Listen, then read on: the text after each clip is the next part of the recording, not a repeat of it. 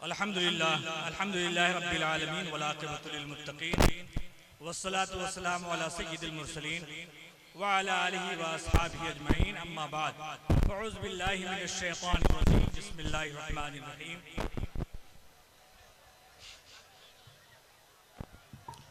माहौल को अफरा तफरी न बनाए, इत्मीनान और सुकून के साथ बैठे रहे।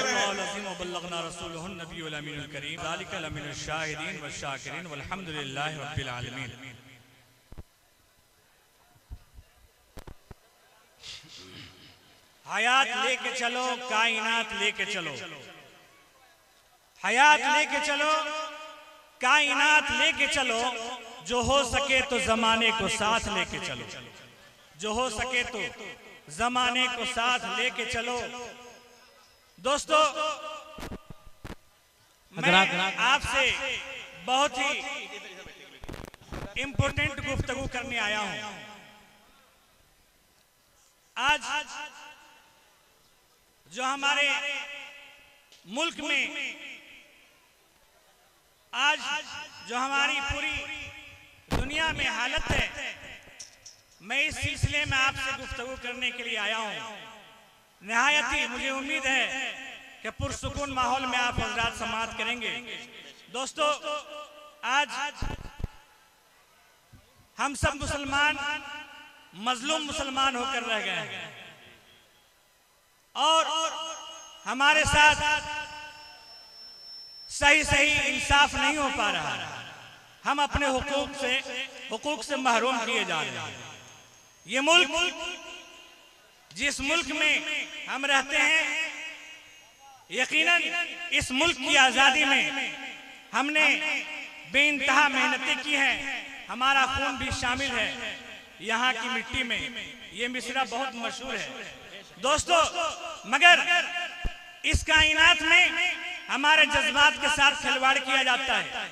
हम जिस पैगंबर जनाब अहमद मुज्तबा मोहम्मद मुस्तफ़ा सल्लल्लाहु ताला अलैहि वसल्लम से दिलो जान से ज्यादा मोहब्बत करते हैं, उनकी शान में गुस्ताखी करने की नापाक कोशिश की जाती है। मुसलमानों के जज्बात से खिलवाड़ किया जाता है, मुसलमानों के जज्बात को बरंगेख्ता करने की कोशिशें की जाती है।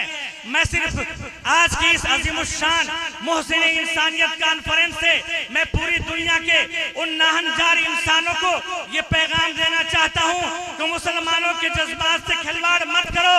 मुसलमान अपने नबी से इस कदर प्यार करता है कि अपनी जान दे सकता है, अपने माल दे सकता है, अपनी औलाद की कुर्बानी दे सकता है, मगर रसूल करीम की गुस्ताखी बर्दाश्त नहीं। मुसलमान के अंदर अभी ईमानी हरारत बाकी है। मुसलमान अपने जिस्म के शरियानों से लहू निकालकर पानी से ज्यादा सस्ता करके जमीन पर बहा देगा, मगर गुस्ताखी नबी बर्दाश्त नहीं करेगा। वाह, नारे तकबीर, नारे रिसालत। वाह, फलक को जिद है जहाँ बिजलियां गिराने की, हमें भी जिद है वहीं आशियां बनाने की। मगर प्यारे दोस्तों और बुजुर्गों, अफसोस की बात यह है और फख्र की बात यह है कि हम ऐसे पैगंबर की उम्मत हैं कि नबी कौनैन जनाब अहमद मुज्तबा मोहम्मद मुस्तफ़ा सल्लल्लाहु ताला अलैहि वसल्लम तमाम नबियों में आखिरी नबी भी हैं, तमाम नबियों में बेहतर नबी हैं। हम ऐसे कुरान के मानने वाले हैं जो हमारे नबी पर नाज़िल होने वाली वो किताब है जो लाजवाब किताब है, और ऐसी किताब है कि पूरी कायनात में एक ऐसी किताब जिसका निजाम कभी पसपा नहीं होता, जिसका उसूल कभी पसपा नहीं होता, जिसके ज़ाब्ते नहीं बदले जाते, जिसके संविधान नहीं बदले जाते, जिसके ज़ेर नहीं बदलता, जिसके ज़बर नहीं बदलते, जिसका एक एक हर्फ नहीं बदलता, बल्कि इंडिया में देखो तो वही कुरान है, पाकिस्तान में देखो तो वही कुरान है, अमेरिका में देखो तो वही कुरान है, और दुनिया के जिस मुल्क में जाओ वही कुरान है, वही संविधान है। बल्कि यूं कहा जाए कि कुरान आज भी वैसे ही महफूज है जैसा महफूज में कुरान था, वैसे ही जमीन में कुरान है। तो दुनिया की दूसरी वो किताबें हैं जो बदली जाती हैं, दुनिया का वो संविधान है जो बदला जाता है, दुनिया के वो कवानीन हैं जो तब्दीलियों के शिकार हुआ करते हैं, मगर इस्लाम का ये कुरान, इस्लाम का ये कानून ऐसा कानून है कि न कल बदला था, न आज बदला है, न सुबह क़यामत तक इसका कानून बदला जा सकता है। इसलिए कौले मोहम्मद कौले खुदा, फरमान न बदला जाएगा, बदलेगा ज़माना लाख मगर कुरान न बदला। हमारे लिए बड़े फख्र की बात है कि हम मुसलमान हैं। अपने पैगंबर जनाब अहमद मुज्तबा मोहम्मद मुस्तफ़ा सल्लल्लाहु ताला अलैहि वसल्लम के ऐसे उम्मत हैं कि जैसे उम्मत बनने के लिए अगले अंबिया इकराम ये अपने मुतमन्नी होते थे, तमन्ना किया करते थे कि काश हम पैगंबर आखिर ज़मा की उम्मत होते। ये है ना हमारे लिए फख्र की बात, है ना हमारे लिए फख्र की बात। हमारे पास ऐसा कुरान मौजूद है जिसका जवाब पूरी कायनात में नहीं है ना हमारे लिए फख्र के बाद। हमारे पास ऐसा उसूल, ऐसा संविधान है जिसमें किसी तरह की कोई तब्दीली नहीं आती, है ना हमारे लिए फख्र की बात। मगर प्यारे दोस्तों और बुजुर्गों, 21वीं सदी का 25वां वर्ष ये शुरू हो चुका है।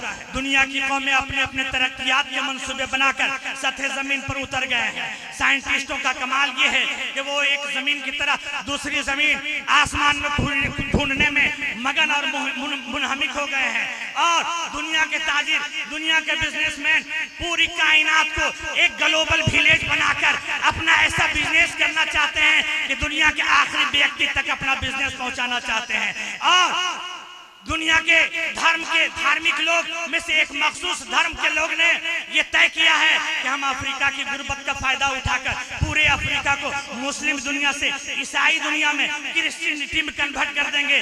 और भी बहुत तरह के ऐसे गोल हैं जिनको अचीव करने के लिए दुनिया की कौमें मुनहमिक हैं, दुनिया की कौमें मशगूल हैं। ये देख लीजिए, ये इसराइल ग्रेटर इसराइल बनाने के लिए वो मुनहमिक।